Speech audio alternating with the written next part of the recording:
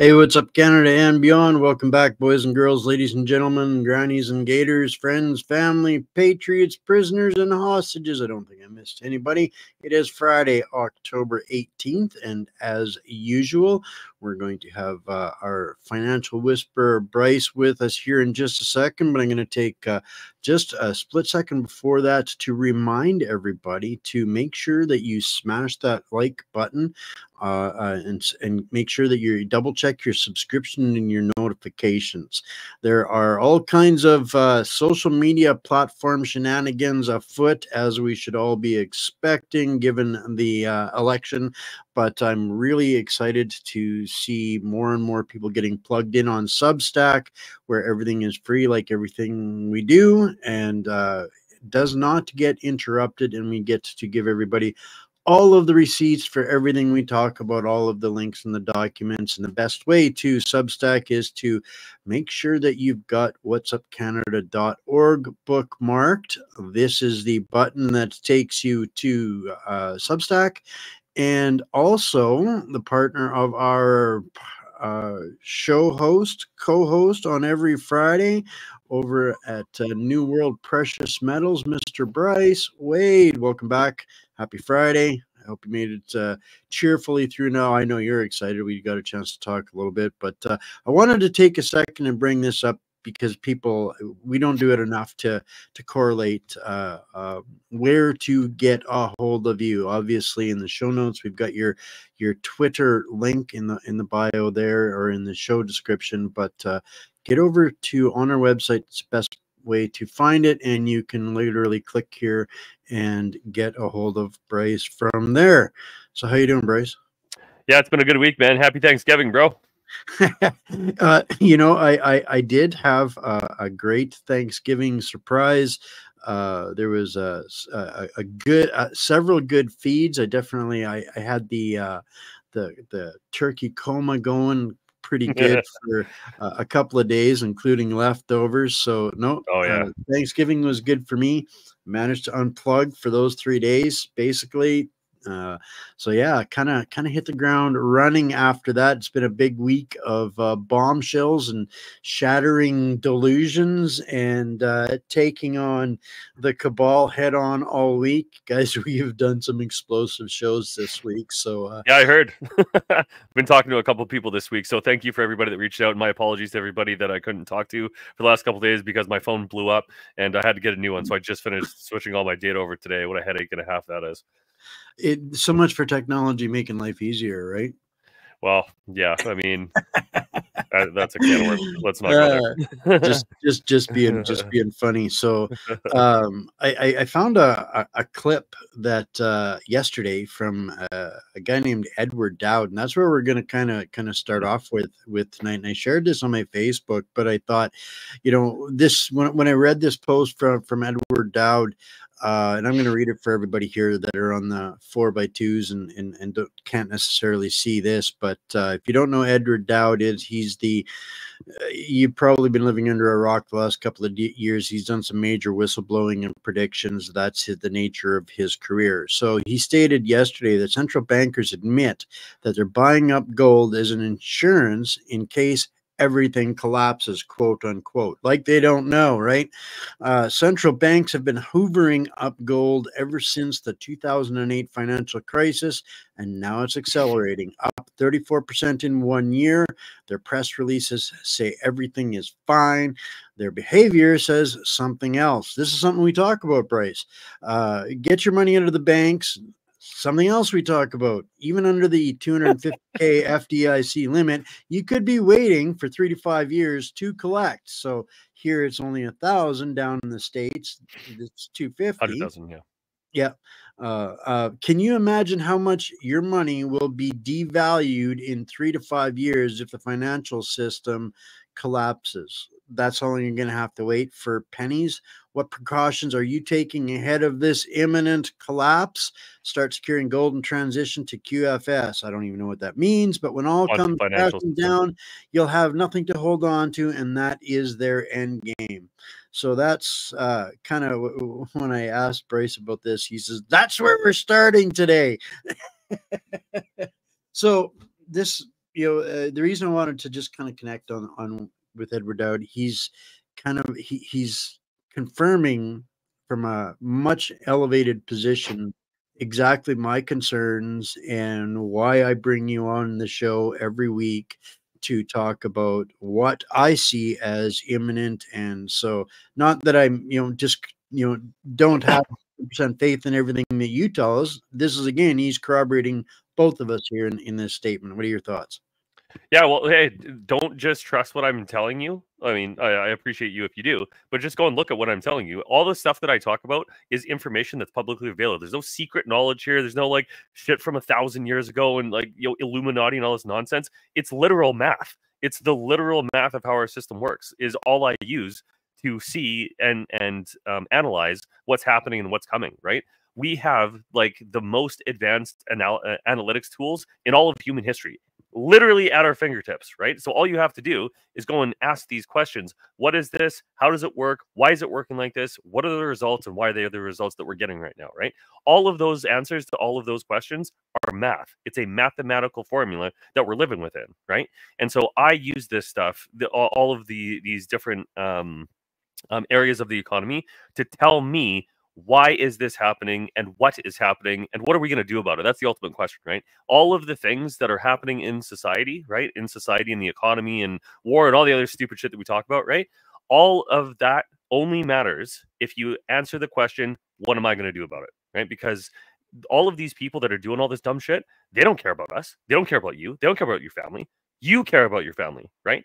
And if you're not doing something to protect your family, nobody else is, right? This is an inherently destructive, intentional system that they have created to steal from us. And the only way that you can protect yourself is by knowing that it's doing that and taking action. So if there's one thing that you get from what I talk about on a regular basis, and there's a lot of people that have reached out to me to say thank you for this, it is you have to take action, right? I'm going to tell you a little bit about that today, stuff that I'm taking action on because I'm super pissed this week actually, but we'll get to that a little bit later in the show. So let me show you the math and the trajectory of what's happening. And so you just talked about the central banks buying gold. Well, let me show you gold. This is gold. Let me blow this up a little bit. Well, I wouldn't describe myself as pissed this week, but absolutely the beast has been triggered all damn week, and there's been some epic rants this week. So tally ho, show us the gold. Yeah, so this is gold. So I want to bring your attention to a couple major things, okay? So this is back in 2012. It only goes back. I want to go back a little bit further. I'll have to get another chart. So when I go through this, I'll pull up another chart to show you that going back a little bit further, but I'll come back to that. So this is the main thing, right? So this is 1 year. So this is the beginning of this year. So basically this is a month before that we started our little show here, right? It was at $2,050. It bottomed out. This is the bottom of this kind of fall. So like right here, when was this? 2020. So this is COVID, right? So there's all this stuff started, and then a whole bunch of nonsense happened during COVID, went down problems, right? So it bottomed out at 1650 odd, and then in 2023 here, it bottomed out at basically 1850, right? More or less. And from that time to now, we're at almost $1,000 up in just like literally a year. But from the beginning of this year alone, it's up $700, right? And if you go back far enough, so say from like right here, we're almost at 300% up on gold in the last 10 years. 300% over 10 years. That's 30% a year average. That's insane. that alone is insane, right? Now, the crazy part about this is silver today. So let me show you that. And this is one of the reasons that I invested in silver, and I'm going to be investing more as much as I can. So almost $34. So just under $34, right? So just today, where is it? Yeah, just today. Where is it? That's 18. Yeah, it's from today. Yeah, so from today. So it started at 32. Now it's up at almost 34. So it's gone up just under 7% from the day. Just today. In a day. In a day, right? And so the thing that I always talk about, which is the gold silver ratio, right? So let's do the quick math on that. So I did this earlier today for a client, which was, to call it 2730 divided by, let's call it just 34. So now we're at just almost 80. So it's gone up a little bit. So Uh-oh.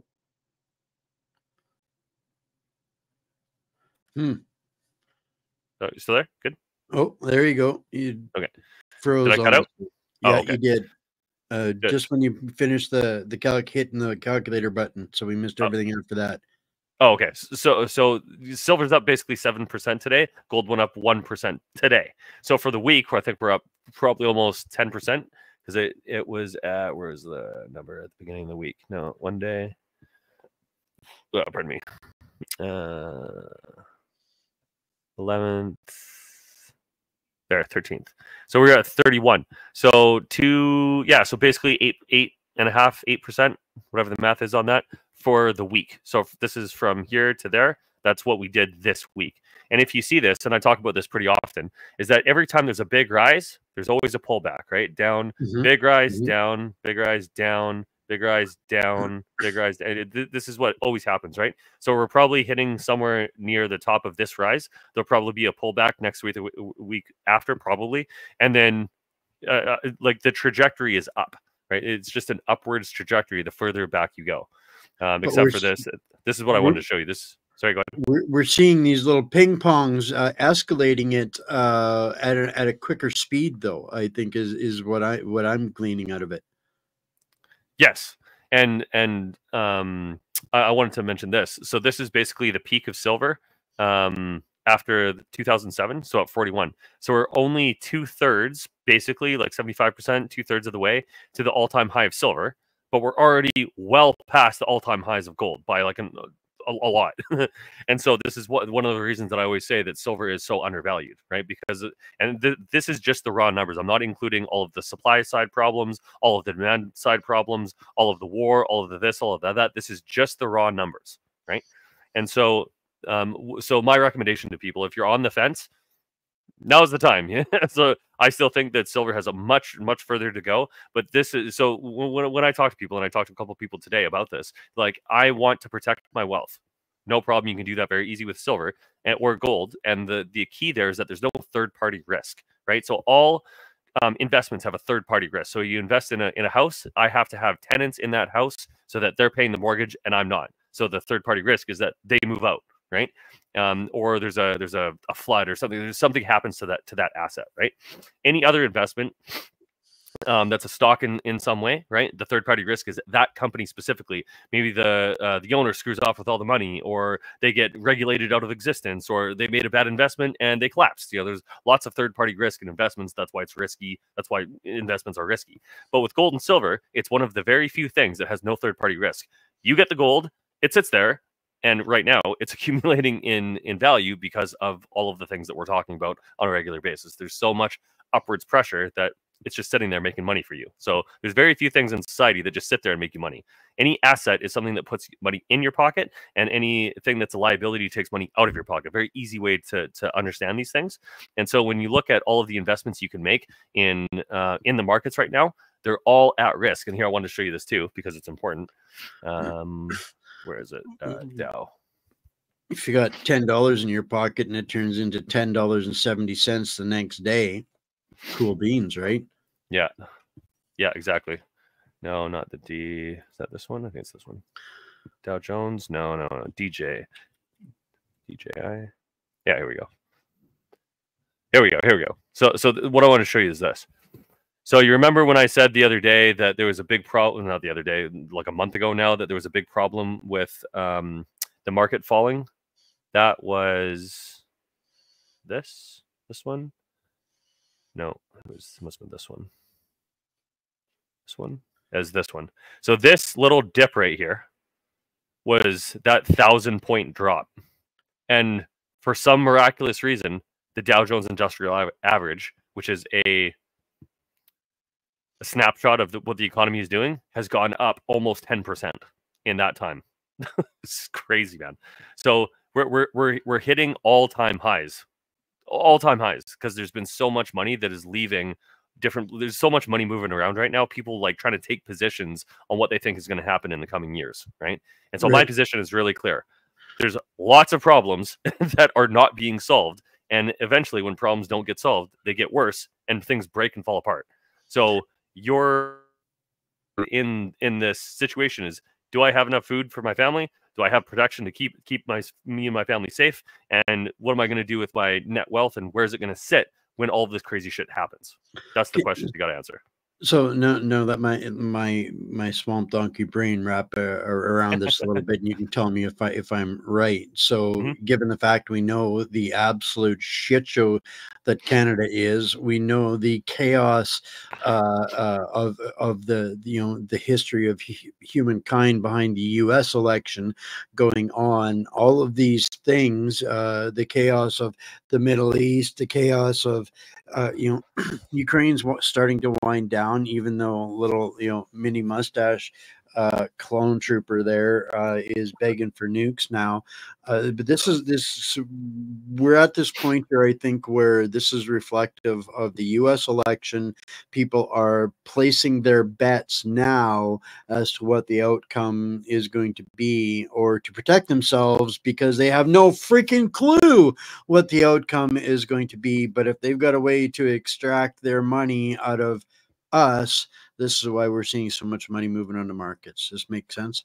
Yeah, 100%. And I actually talked to a fellow that was an investor for a family in the UAE, and he was talking about moving money to the US even with all the problems, and there's a great quote that Canadian Prepper uses, that it's the cleanest shirt in the dirty laundry, because all of the currencies have problems, right? But the US dollar, not only is it the world reserve currency for now, but it also has a rule of law. Like, people just really underestimate the value of that, right? Because the whole reason that people invest in countries is that my investment is going to be safe, and it's not going to be stolen by a bunch of idiots in the government that are either incompetent, moronic, or corrupt. They're just going to take it, right? This happens all over Latin America. I have a good friend of mine had like a silver mine or some sort of mine down in Papua New Guinea, and they're like, he got flown out there, paid really well, was going to make millions on this deal, and they said at the end of the deal, basically like, thank you, now get the fuck out or we kill you.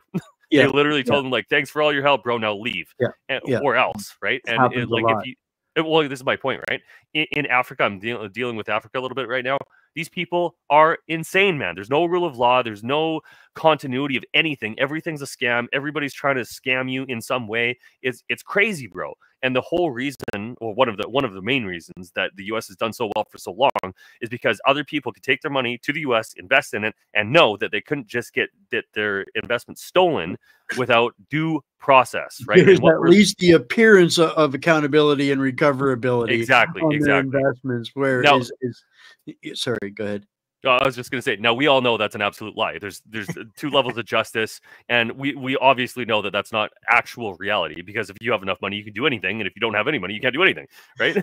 But I got to take a little pause on this, and we got to get to some of these questions and comments, because they're really going to start stacking up, and I know that it's going to drag us into the weeds at least a few times. Totally. So this is one that's interesting from Robin is PSF. Okay. With World War III imminent, so are capital controls and freezing markets, including bullion markets, is owning gold or silver ownership going to be allowed? This is not something that has not happened before. But you guys are at New World Precious Metals, and this is for, you know, moving money of significance. You guys have got a plan for that. Mhm. But for most of us, I think it falls in the puddle in our backyard and disappears for small amounts. And somewhere down the road, there will be a buyback program or a new government or maybe some law and order. That's just my kind of take. Yours? Totally. So let me answer this with kind of a side story. So in Australia right now, they're pushing for digital IDs. They're rolling that stuff out right now, right? And one of the requirements that you will need to get on the internet is a digital ID. That's what they're trying to push, right? So there is literally nothing in society that I think that they will not try to control. That's why they want digital IDs. That's why they want central bank digital currencies, right? So have that in your brain for a second, and this is my answer to that. You will only have the option to have what you have when you have it, when all the cards are down and gone. Like if they push the button and the internet gets turned off and you can only get back on with a digital ID, you only got what you got, right? And so you either, and I'm in this boat because I use the wholesale program just as much as everybody else, is that you either have to make a decision sometime before that happens, be like, hey, send me all my shit, or you ride it out and hopefully, you know, things don't get taken from you. In either case, they are still trying to do this, right? So this is why I talk incessantly about this, is that if you're not taking action, we're going to lose, right? This is a fight for survival. This is a fight for our future. This is a fight for our kids, our family, all the good stuff that we care about, right? This is a war. It's winner take all. So you have to understand that everything in society is what they're trying to control. Not just you, not just your money, not just where you go every day, literally everything.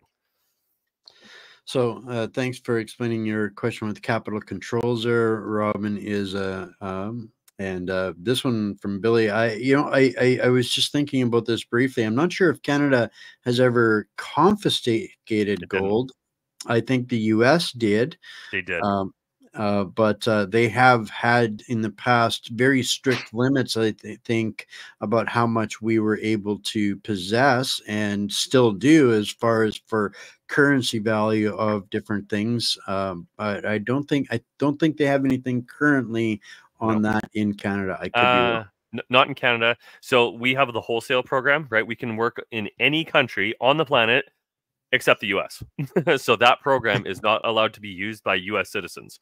However, they can still own gold. Physical bullion is fine. It's a whole process down there. I really don't deal with the US market really because there's so much competition there. I'm like, who cares about some loser from Canada when you're in the US? Like, who's this Canadian guy? Get bent, you know? But I care about Canadians. I care about what happens in my country. So I'm focused on Canadians and helping us protect ourselves. American business is about American business and Yeah. greenbacks. Yeah. But this one here, I want to answer the second question here from Cheryl Dawn. A correction, that is the only way that I can see any and all of this, the change that happens, is as a correction, because what's been happening is insanity, and insanity is unsustainable, so it can't be scaled indefinitely. So that's how I choose to look at what's going to happen as a correction. But as far as for the U.S. election going to affect valuations, Bryce? Oh, you got to understand that there's already a correction, if you want to think of it that way, baked in, because all of the insane amounts of nonsense they've been doing for literally years at this point, if not decades or a century at this point, like it is a system that has been designed to collapse, right? Because I've talked about this before, is that every dollar is loaned out at interest. There is not enough money in the system to pay for the interest on the money that is created, which means somebody has to lose and it breaks at some point, right? So that point is coming up sooner than later. Every fiat currency in history has had a shelf life, and we've already exceeded ours. So there is going to be a correction coming. Carol is saying here gold is going to top out at $5,000. Don saying he's buying more silver coins this week. I think there's, so when this is something that probably might confuse folks a little bit. Bryce and Stefan notices, I think when most of us are looking at retail price, and $43 an ounce is basically what you're going to be paying for silver coins pretty much anywhere. When you're looking at these charts, they are in US dollars first and foremost, but there are how much of a difference is there between what you're seeing on these graphs versus what retail buying is for most of us out here in John Q. Public? Yeah, I'll show you. It's a good question, actually. So the Silver Gold Bull works in the U.S. as well. They're great, and they're not always the cheapest. You can get some cheaper from them. I've had a client talk to me about that, but they're really great. They're a good partner of ours, so I'm not going to knock them. So this is 33.81. This is the U.S. total, so it's up $2 today, and this is the Canadian number. So you can just go to silvergoldbull.ca, and they have a ticker that runs on the top. This is one of the things that I use for this. So 46 or so, up about 280 today, because that's the difference in the exchange rate. Our exchange rate is like 137, 140, somewhere around there, depending on who you're using. And so it's about the same increase relative to each other in the currency, but because we're run by Doofus and his clown crew, our currency is just getting hammered because they're idiots. I don't know what else to say. Rough question here from Canterbury. Thoughts? Equity investment is supposed to have almost 5,000 as well, but he doesn't know how to get it out. Dude isn't answering him. I'm not sure what that means, actually. Just book a call with me, and I'm happy to help you out. Just put your information in on the website. Just click on the link below the video, and you can book a call with me, and we'll hash it out. Happy to help. The risk is the government tyrants either confiscate bullion, outlaw its ownership, and/or reprice it. That's what the U.S. Did. So it worked for them once before, I think, right? Yeah. Okay. Kind of, if can gold and silver drop, what makes it fall? Good question. So supply and demand is the ultimate arbiter of the price of something, right? And right now, the demand is massive. So with silver specifically, there has been a decline in the supply. So the mines that we have available are going down there. Some of them are at the end of their life cycle, and it's very difficult to bring on new capital and new mines, especially since most silver, like about 60% of silver, comes from other types of mining. So there's a lot of upward pressure on the price right now, and there's typically what happens in the gold and silver markets is that when things are normal and things are peaceful, is that money goes elsewhere, because you can make higher returns investing in businesses and stocks and different types of investments. Faster, easier money. Easier money, yeah. So money flow where energy goes, money flows, right? And so the intention right now is a lot of people are like, hey, I don't know what's happening. There's chaos. There's lots of opportunities in chaos, but there's also a lot of people that are like, hey, I just want to be safe.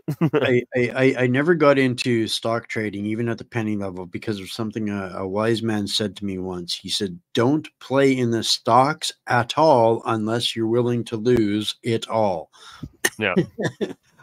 So I never really took an interest in that. And this is exactly what you're seeing as people are buying tangibles, physicals. This is what's driving the cost of price up, and the crazier things are going to get, the more likelihood of that vibration at a higher hum continuously over the next little while, I think. This is you've got to be paying attention to keep up to what's going on with BRICS. Lone Arnie, I guess I'll go with my dyslexia. I think that's absolutely driving an awful lot of money away from investors in our country, destabilizing our country. BRICS is doing a massive, they're creating such a viable alternative that people are done with the woke shit show of us over here in the West. And so, yeah, it's a ever more growing option for countries not wokeified. That's kind of my take on BRICS. Your thoughts, Bryce? Maybe it's a trap. It's a literal trap. They want to replace the U.S. dollar with a central bank digital currency, and the enforcement arm of the central bank digital currency is supposed to be China. So the BRICS system is supposed to run on the digital yuan ecosystem, which is similar to it's kind of a central bank digital currency. Not quite yet, but that's where they're going with it. And anybody that gets locked into that system with China, like, you think that China, that has no rule of law, literally killing their own citizens and harvesting their organs, much like Canada now. Thank you very much, Trudeau. But that aside, and these people that are literally trying to enslave and destroy their own citizens, you think those people are going to be better than the U.S.? At least you can do business with people in the U.S. Like, the whole idea is like, yes, they're an empire, right, that is going and doing stuff for their benefit. I get that, right? But at the end of the day, which bully do you want to punching you in the face? The one that will work with you, or the one that will just kill you? if you say anything, like, at least you have the illusion of free speech in the West. There's no illusion of free speech in the East. You do not have it. Everybody knows that. So, like, to me, it's ridiculous. But at the end of the day, people are so disillusioned with the U.S. that they're like, well, maybe we got to try something else because we don't want to be under the thumb and the gun of the U.S. Okay, so you're going to be under the thumb and the gun of this party? Please. No. It's a trap. Yeah, well, I would think of it more of as a threat than to our way of life and currency and all of those things, without being a direct threat. And people are, it's not just China. Other nations are using it as as a banking system, and they're using their own local currencies to create trade. So the waters, every bit of testing the waters and growth that they go through over there is take something out of what our economy, our world, our universe here, right? So every action has an equal and opposite reaction, I guess what I'm saying. That's kind of what BRICS is doing as far as for floating out our currencies. Mm-hmm. I'm sorry, I missed that question. Say again. It's for every dollar in growth, every country moving to BRICS, that's a dollar in growth that is not coming here, and another country that is moving trade elsewhere. It's multiple dollars, actually. It's worse because so you have the knock-on effect of dollars circulating. So every dollar that is taken away from the West to BRICS is actually multiple dollars taken away, because those dollars flow through the economy. So every dollar that's not used, it's a knock-on effect. So it's not just 1-to-1; it's a multiple. So it's actually worse. But that's why. So, like, the US dollar currently has about 60% of global transactions. It used to have 80, 85. And so the yuan, the Chinese yuan, is almost not used pretty much at all. But what I think is going to happen, and maybe we'll see on the 22nd, is that they're going to start rolling out this new system for everybody to use. And there's already like 100 odd countries, or whatever the number is now, that that has signed up for this. And what's the word? The intention is to lock people into a new system, right? This is the Great Reset. So empires collapse slowly, and then suddenly, right? And that suddenly is probably coming sooner rather than later. And so even if Donald Trump gets elected, because if Kamala gets in, I mean, and you just kiss the West goodbye, it's literally over. Do we have more time? Is there a possibility to fix it? Maybe, right? But it's not 100%. We're screwed with like it is with Kamala. And even if you were to do that, even if you were to get in, right? Let's just assume for a second that he does. Is that he's going to try whatever he thinks is right to prop up the U.S. dollar, because he understands from a business point of view, and he's actually said this in an interview, that the loss of the global reserve system for the U.S. is worse than losing any war. So they might still have the highest technology and the best weapons, but I mean, like, the decay from within, we're talking about decades of decay now at this point, right? And if that collapses, then what happens to the West? The entire West collapses. So that only leaves the East, and that might actually save China's economy because they're just absolutely just collapsing right now. I, They're already in collapse. Yeah. So I think Trump has the ability to at least provide the illusion of stability more so. You're right. If Kamala, who's nothing more than a media construct, Yeah, and so just a is meat even puppet. the Did you see neck your and neck debate the other race day? that they're in. What's that? Did you see your debate the other day? Oh, we Painful, covered it man. on a show here the other night with and she's calling it a win. She nailed it in her delusional mind, but Yeah, so if she doesn't have words in the teleprompter, she has absolutely nothing to say, right? yeah. 32 days. Oh man, like it's so brutal.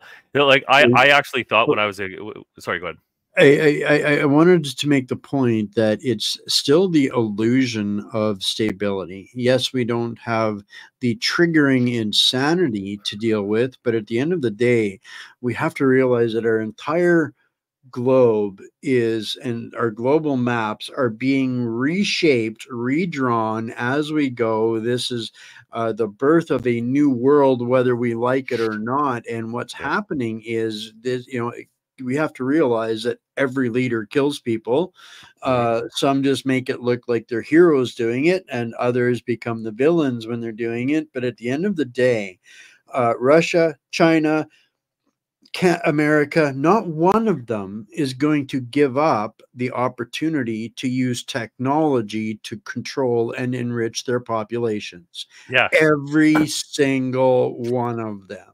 So this is Mhm. the equivalent of a half a dozen New York old school or Chicago mobs sitting down at the table, divvying up the planet, and then going and creating the scenery to make it look like this is all natural and incidental and yada yada yada. So at the end of the day, I 100% agree that it's all a trap, but it's which side of the mafia is going to look more like what we recognize as an organized civilized society, world, and universe. That is seriously up for debate right now. Yeah. Yeah, it is, and this actually brings up something that I wanted to mention with everybody, because I want to show you this. So let me see if I can bring this up really quickly. It's a Where is wealth it? extraction system. That's It the is. demolition squad's job of the young global leadership program, and their penetration and infiltration of the cabinet. So yeah. So, so what I'm bringing up here. So there's this game that I played when I was a kid called Alpha Centauri. It's basically, They yeah, wanted exactly. to. It didn't work. It's not working. Well, there's explosions happening all over the planet right now. So like the war is here. True story. So put that in perspective Absolutely. a The second. word is here. Yeah. Yeah. So what I'm bringing up on screen here. So this is from my childhood actually, but it's a really good example and illumination and illustration of kind of what we're facing and why. So this is from a game called Alpha Centauri, which is essentially like a civilization game, but it was on another planet. So we basically humanity screwed up the planet so much that we had to go find another planet in Alpha Centauri to go and colonize. Right. So that's the whole idea behind the game, and then you land and try to figure out civilization and grow from there. Right. But near the end of the game, there's what's called you have an option to research the technology called brain staples. And so what I'm showing here, citizens of O1 Morgan Industries, which is one of the factions, have been nerve stapled. No drone riots will occur at Morgan Industries for at least 10 turns. And so what this essentially is you have the option to brain staple all of your population. So you push a button, they all get implanted with a brain staple, and you essentially control them. There's no riots, there's no problems, there's no corruption, there's no nothing, no problems at all, because at any time you can push a button and they're dead, right? Kurt And Russell, Escape from New York. yeah, and this is essentially what a digital ID plus a central bank digital currency is because what it allows whoever controls the system, and we all know who that is, the central bank digital currency, right? It allows them to have the technical capacity to push a button and you die, because if you if you can't access anything, if the only way, Pagers. yeah, think of this, like anybody that's ever seen a Tesla, right? There's no physical door handles to get into the car, right? And so there's been problems that people, hey, there's a problem and I can't get out of the car, I can't get into the car, right? Because there's no physical We're ability locked to in do the that. trunk, and the maniacs have got the wheel. Yeah. But so this is what central bank digital currencies and digital IDs are for, is to be in a literal digital prison that if they push a button, you die because you can't get out your door, you can't get food, you can't go anywhere, you can't do anything. Nothing works because everything will be connected to the system, right? And the reason that I'm bringing this up is because there's something important about this. And so I remember reading an article about this 10, 15, 20 years ago, whenever it was.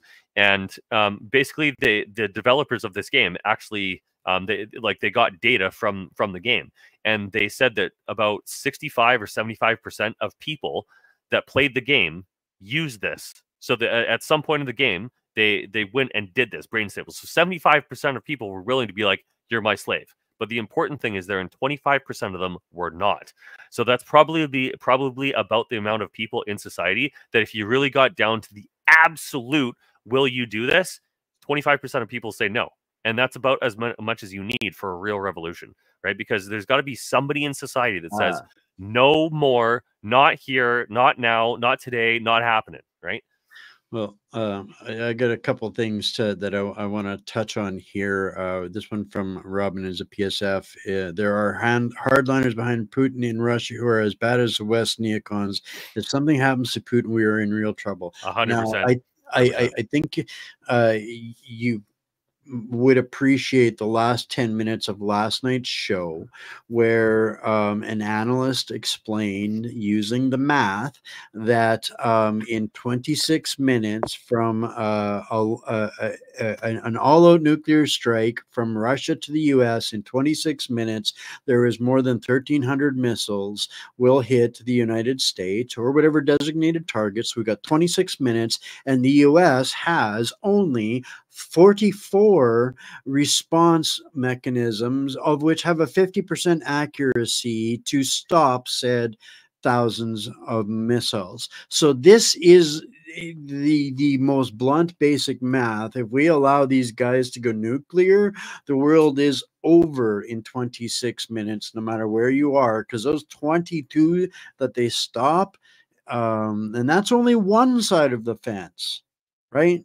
The U.S. might get off an equal number as well, but there is no way that they're going to stop 988 of them that are going to be inbound. So this is, one of the things check out the show there last night, that we need to get off of the crazy train.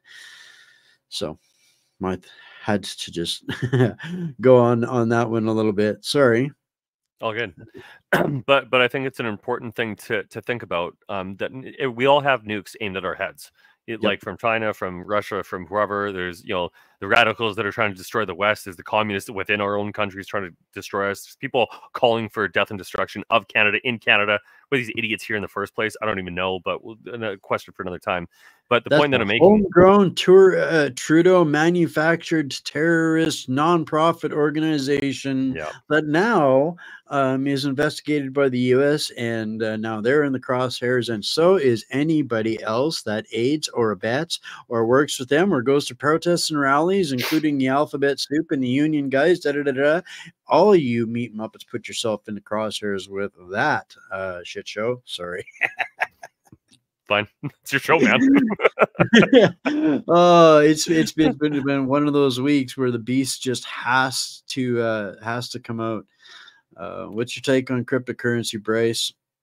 It's not my game. I think it's, I used to be, so let me caveat that. I like blockchain technology. I think the voting should be done with blockchain technology, and we should be able to verify our vote online in the blockchain. But that's the technology that underlines and sorry, not underlines. What's the word? Underpins cryptocurrency. And I'm not a big fan of cryptocurrency like I once was, and specifically for two reasons.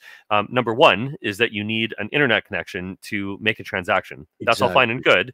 But if you're trying to make a transaction with somebody, they also need to have that coin and that wallet or that ability to get onto the internet to make a transaction. And so there's lots of opportunity. People made ungodly amounts of money with it, but I think it's a precursor and a prep that was created by the CIA to get people into the idea of digital currency and not Yep. actual currency or actual physical assets, because every dollar that, in my mind, now this is my biased opinion now, is so I think that any dollar that went into cryptocurrency, although you could have made money on the bull runs and the ebbs and the flow of crypto, great if you did, but what are you actually doing with the money, bro? It's literally digital. It's literally like we used to joke at the dawn of the internet. You It's can't hold internet it in your points. hand.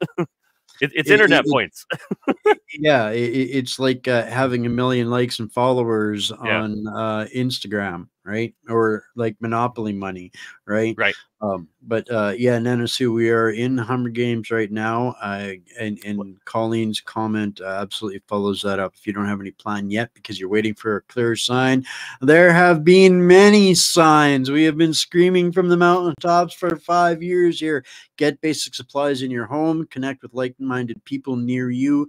Absolutely, because and this brings up I want to touch on this point because this we need to be careful of the micro of the language.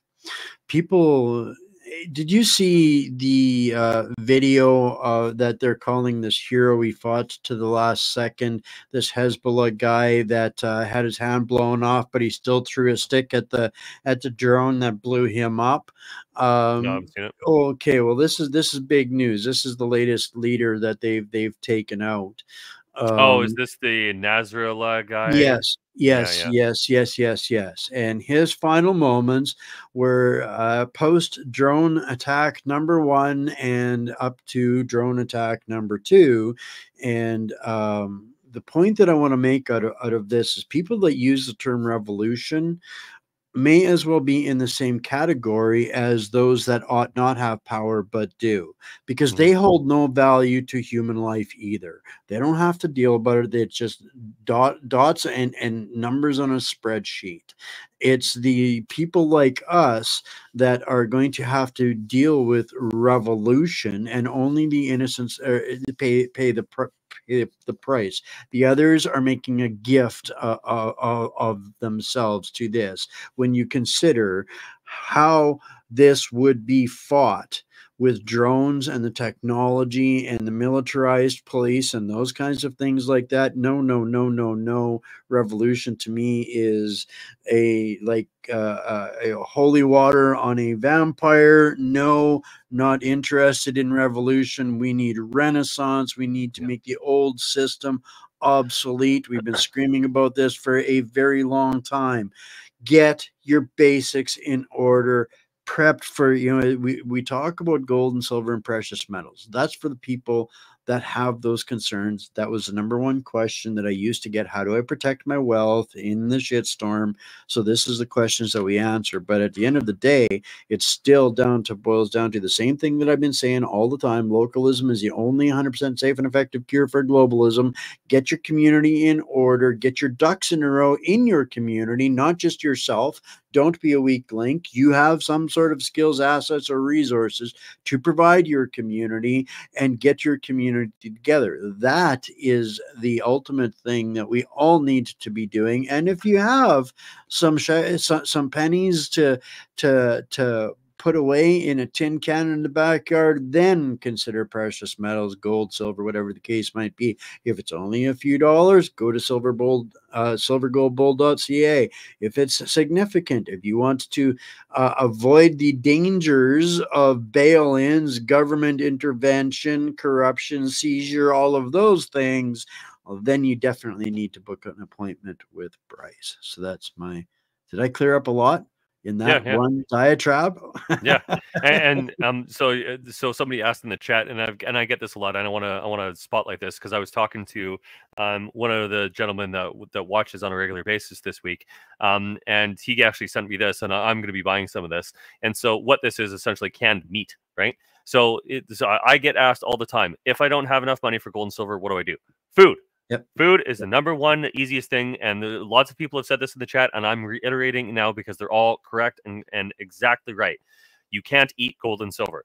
This is silver, and it only gets you something that you don't have if somebody is willing to trade you for it. Food is a guarantee that somebody will want to trade you for it because they probably don't have any because nobody is prepared for this, right? So this is, if you don't have enough money for gold and silver, go and get food.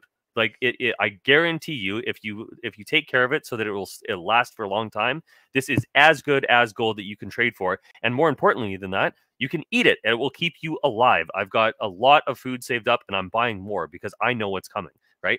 Gold and silver is for protecting your net wealth and being able to make a transaction that with something that you don't have and you don't have to make a barter trade for it. But this is still the very baseline of what humanity was based on, is that if you have something that I need and I don't have it, what can I give you for that thing? If nobody has food, you have gold because you do. And more importantly, you stay alive, right? And so again, I'll reiterate this one last time. If you don't have money for gold and silver, go use the money that you do have for the things that are going to keep you and your family alive, and go and make sure that you're able to defend it. Because there is, let me just give you the math of how absurd a situation we're in, okay? So our standing army in Canada is 70,000 people, okay? 70,000, okay? We have imported using 1960s equipment. Right, and they're really unhappy, low morale, bunch of bullshit, run by idiots, right? All the other nonsense, same thing everywhere. Okay, they've imported 4 million people from around the world in the last 4 years. If something goes just bad, announced today another 4,000 from Gaza. Oh yeah, fantastic! I totally voted for that. So let's put that aside for a second. But just do the raw math. If something happens, who's going to come and save us? Nobody. It is you in your community and the people that you know and the people that are around you that are going to be the only people that matter if shit goes sideways. So have food, have water, have protection, make a community wherever you are. It doesn't matter where you are.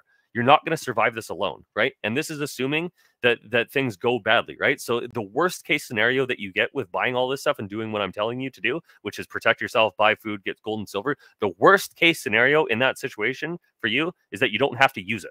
The best case scenario is that you do have to use it and you have it, right? Because if you have to use it and you don't have it, you're screwed. What you've got there, that's a new company to me. I have not heard of them before, but I like the idea of just you being able to buy your meat goods in volume there. I'm prepped with all kinds of dry goods, but that's one thing that, that's not exactly the same thing you want to eat every day. As far as for Robin as a PSF, that's why I put such a strong emphasis on community if something happens, right? And we're not going to be able to protect everybody on the planet, but what will happen will sort itself out on the other end. Worst case scenario turns into Venezuela or the Carolinas. I mean, these are the worst things that can possibly happen. And if we're, learn from those things, we actually have a community, we have an ability to withstand them and prevail. There's all kinds of things: coffee, sugar, tobacco, liquor, beans, flour. Those things are great currency. Absolutely. 9mm, hard to find anybody that's prepared for those up here in Canada, I'm sure. Coffee and honey, yeah. The things that don't spoil, easily transport, people didn't think about.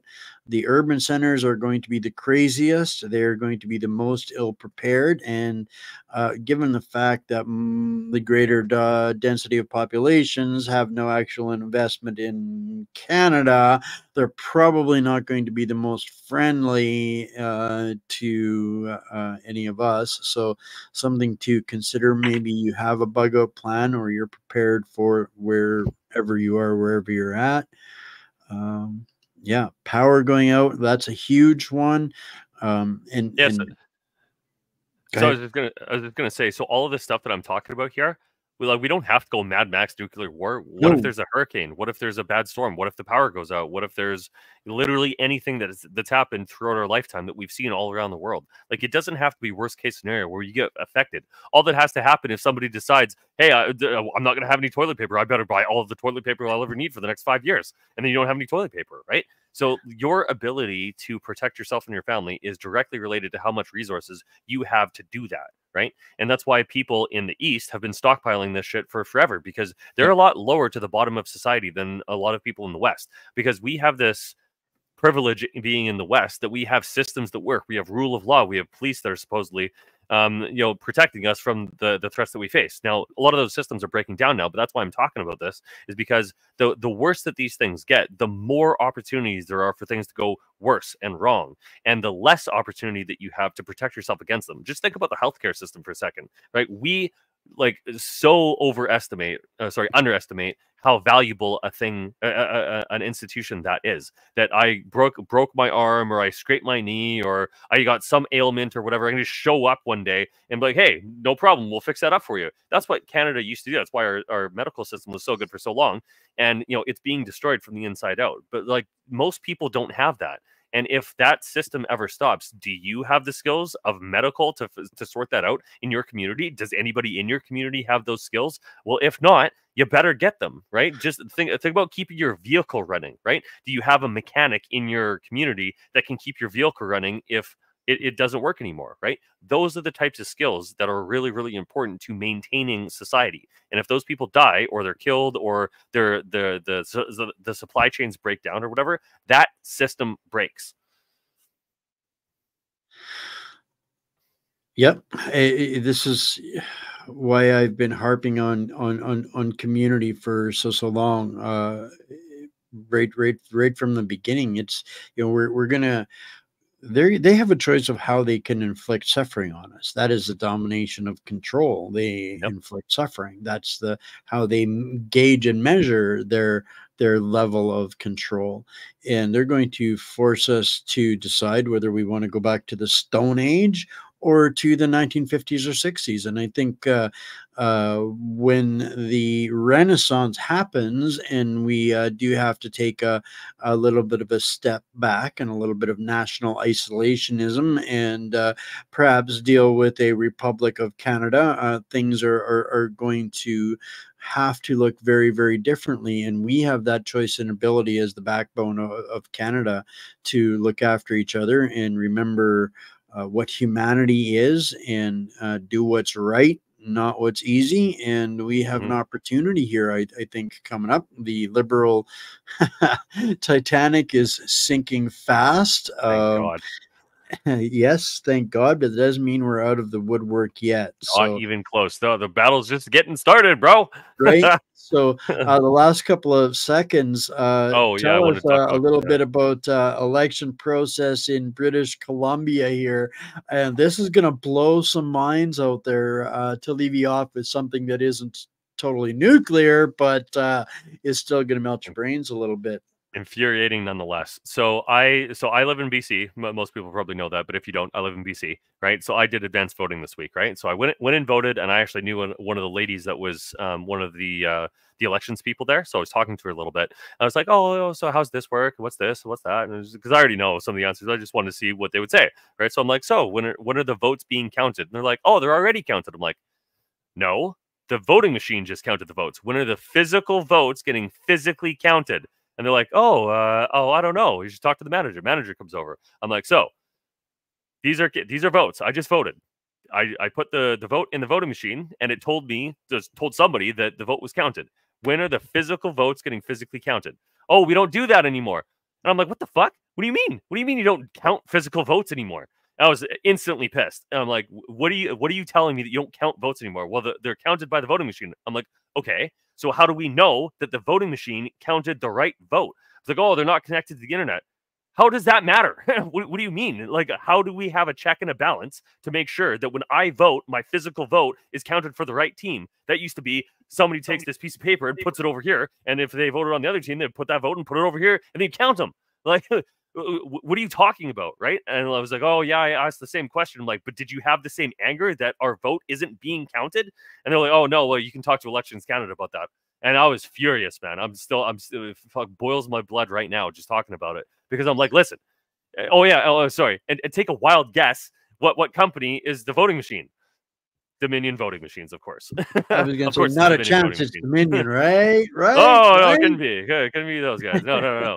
So I messaged, because I'm in a couple conservative chat groups and stuff, and I sent this big long message. I wish my phone got switched over, otherwise I would have showed the message. But I was basically like, hey everybody, this is a problem. This is what happened. And they're like, oh yeah, but it's probably fine. I'm like, is nobody in this country aware of how this stuff works? Like, how could you possibly even make the argument that we have a physical voting system that we've had for 100 years, 150 years, right? And we're like, hey, we got a machine now. Now we don't have to do it anymore. We're not going to count a physical vote that I physically used to vote. I just, oh man. It's out of control, man. It's mind blowing. It's so surreal. It's hard to even process that, there is nothing to to fact check the projection of whatever the system wants you to believe is reality. So I've been seeing reality opposing the polls for a very long time, but they're the polls are always right because they know what the process is going to be to implement the steal, and they project it long enough, they create the plausibility. And so how you're right, how can we check it? It's crazy.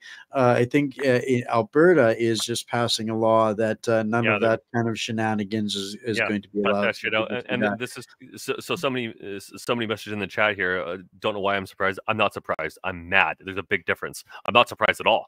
But that's why I'm pissed. Is that like and so the kicker with this is like, so when was this changed? Oh, this year. Oh, just in time for the election, you mean? That you're changing how the voting system is worked, and we're not counting physical votes. On what planet do these people live where that makes sense? Like, here's my last point about this, because this is kind of the coup de grace of this, right? If we actually got an audit of these votes, right? There's a number in the tabulators that they tell us, right?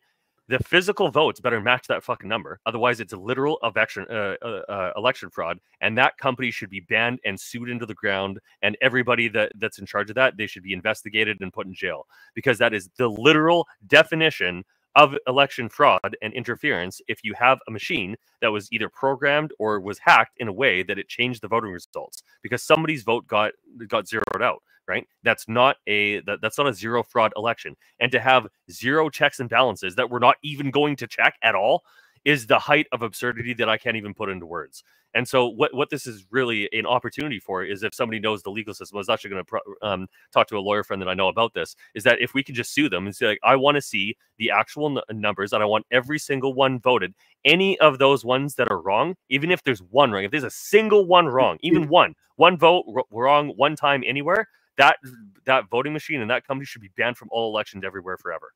If they're removing the proven system and replacing it with a replacement system that other provinces are banning, there should be something up for discussion on that.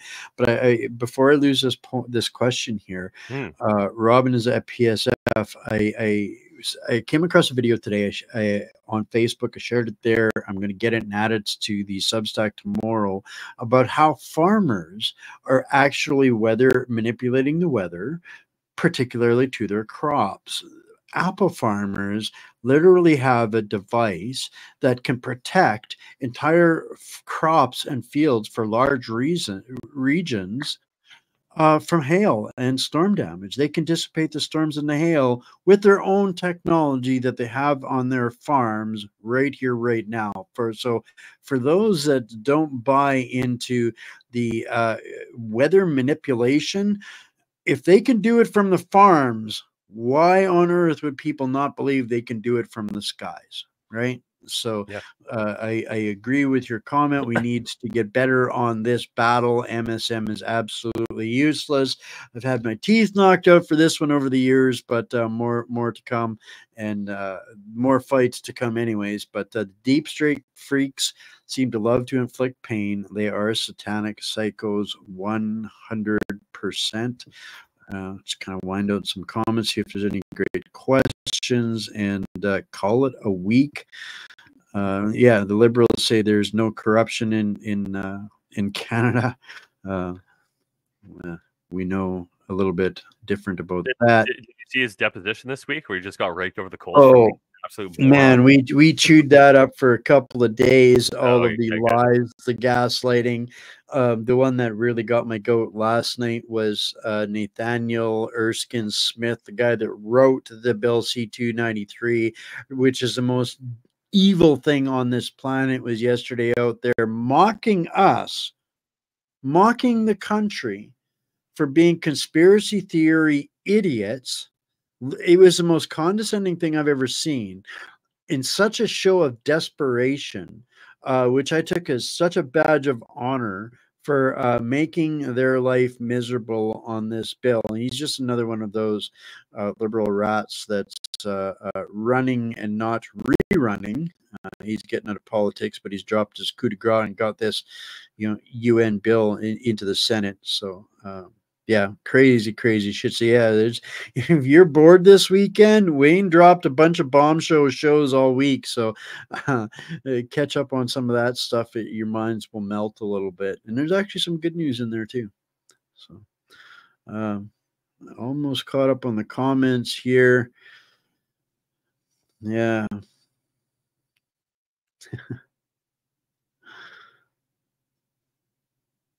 Right.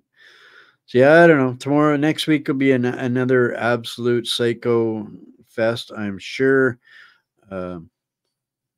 Yeah, nothing good comes easy though, Alan. And we don't have to fight them. We have to replace them. Sooner or later, it's the court of public opinion that changes every government throughout the history of the world. We just don't want to be engaged in that in enough numbers yet to actually make that happen. So yeah. Yes, Esky dogs, farmers can manipulate their own weather. I'll show a bit, add it, make sure that I get that video in the Substack tomorrow.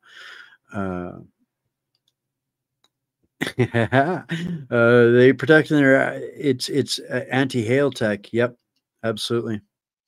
So, but what ends up the interesting part of that is it protects not just their farm but the farms in the surrounding area as well. So if they can do it on their own, yeah, we can do.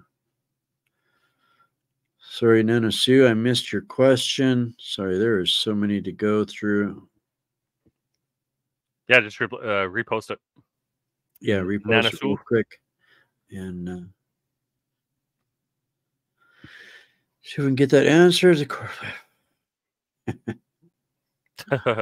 Let's actually talk of that. I don't think we've had Hillary's projected surprise for October surprise yet, but The Simpson did predict that Kamala wasn't going to live to the election, so there is that. And I don't know, Simpsons seem to be more accurate than our world leaders and the mainstream mercenaries, anyways. Yeah, we're only 3 weeks from the American election. It's crazy, man.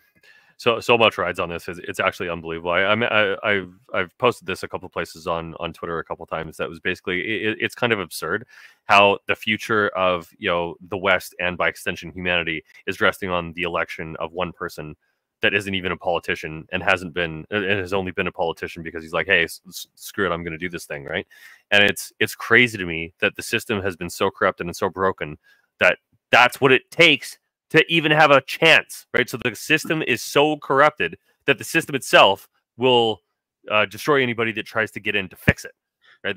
That's how broken it is. And so, like, people in the U.S. like to say, like, oh, we've got a republic, we have all these checks and balances.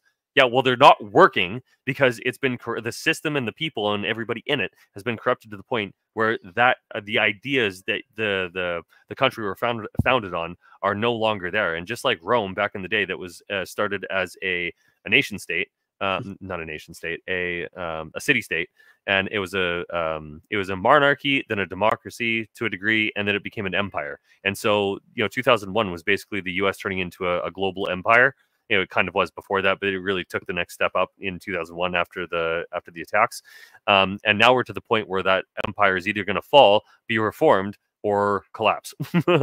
Nana Sue put a question up there, but fun fact about Rome: most people recognize what the Third Reich was, but do they realize that what the first two Reichs were before the Third Reich? The First Reich was the Roman Empire. That was a Germanic led. That was the Holy Roman Empire.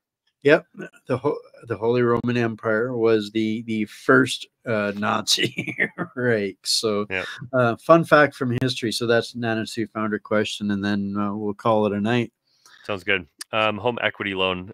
So home equity loans are actually really hard to get out of. I wouldn't recommend it. You can pull equity out of your house by refinancing, but that would be really expensive right now. So it would depend on what you're trying to do and what you're trying to accomplish. So it depends. I can't give you a definitive answer, but they're calling you about it because they want to lock you into more debt, especially right now when it's really expensive. So I wouldn't recommend it unless you really wanted it or you really needed it for something. So yeah. Be careful about that, because I've talked to other people that have taken out those home equity loans, or like the chip reverse mortgages and stuff like that for old people. They lock you in and it screws up you can't sell your house, and all sorts of crazy stuff happens with that. So if you can avoid it, do so. Don't do it unless you need to. Awesome stuff. Well, thanks again, Bryce, for tipped toes through clown world, and look forward to seeing what kind of adventures we're going to be riding on the the magic school bus called Crazy Train Canada next week. So have a good one, brother. Have a great day, everybody. All right, bye for now. Wow, so crazy stuff. I just wanted to touch on a couple of last comments here that I saw on the way out. Project Blue Book, remember the movie Independence Day? That's I don't buy it, but that's what they want us to be afraid of 100%. A little bit of final maintenance. As I said earlier, get plugged in on Substack, folks. We're almost at 1,000 folks there, which is a far cry still from the tens of thousands of followers that we haven't got moved over yet from the other platforms. So thank you for what you do in helping with that. Stay plugged into the fight against Bill C-293. If you have information or a story, a whistleblower question, whatever the case might be, that's the best way to do that. And I encourage everybody to support your favorite journalist, your independent, authentic media person, whoever that is taking the risks of going to the gulag forever if we don't get Trudeau out. Support them, whoever that is, wherever that might be. If they're not taking government money and they're fighting for you, this donate at whatsupcanada.org is the best way to help this platform. I hope that answers a question that I saw just a few minutes ago from David Doyle. Thank you for the question. And I think that's it for this week. I think we've got Brett on. We've got a show interview lined up for this coming Monday, but I'll see if I can't drop a line out there sometime this weekend and give people a heads up on what is going to be another mind-blowing interview this coming Monday. So Monday to Friday, 5 days a week, same time, same place. This is the community to come and stay plugged into if you want news and not noise. All right. I love you guys all, and we will see you in a couple days. Have a great weekend, everybody. In times of global instability, soaring inflation and massive debt, gold and silver have proven to be unshakable pillars of wealth. New World Precious Metals, based in Calgary, Canada, is a leading international brokerage. We offer an easy, secure and cost-effective platform for investing in gold and silver, including our international wholesale program and registered retirement savings accounts. Protect your money outside traditional banking with our physical precious metals, privately vaulted outside the banking system, at secure, insured exchanges worldwide. Gold and silver have been trusted assets for generations, with current projections indicating high returns. And with unprecedented demand from governments, banks and investors, there are now shortages. Precious metals thrive during inflation, geopolitical instability, and currency devaluation. Sound familiar? Now is the time to invest in gold and silver. whether in your international investment account or by transferring registered retirement savings accounts. Experience the security of physical precious metals, combining the safety of physical assets with the flexibility of being like your own bank, offering instant liquidity and a financed line of credit. With precious metals on the rise, don't miss this generational opportunity to protect your wealth. At New World Precious Metals, we ensure your wealth meets its potential. Contact us today and our personal brokers will guide you every step of the way.